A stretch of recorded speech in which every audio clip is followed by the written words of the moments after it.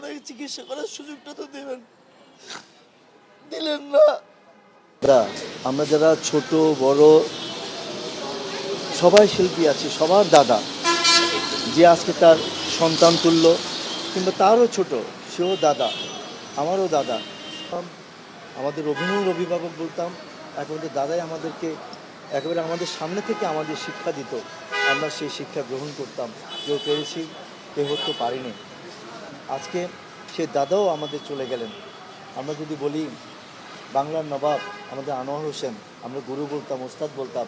এবং পরে যখন এই প্রবীরটা রঙিন নবাব সিরাজউদ্দৌলা করতে গেলেন, তখনই কিন্তু আনোয়ার ভাইকে, এই আনোয়ার হোসেন সাহেবকে উনি বসিয়ে রাখতেন যে আপনি আমাকে সংশোধন করে দেবেন, আমি কোন সংলাপটা বলতে ভুল করছি আমাকে আপনি নির্দেশ দিবেন, আমি সেইভাবে ডেলিভারি দিব। এই ছিল আমাদের প্রবীরদা। এখন তো আর শেখানোর লোকও নেই, আমরা তো সবচেয়ে বড় হয়ে গেলাম। কষ্ট হচ্ছে দাদা, সুযোগে দিলেন না। সন্তান হিসেবে একটু সুযোগ তো দেবেন, একটু সেবা করবো, ওনাকে চিকিৎসা করার সুযোগটা তো দেবেন, দিলেন না।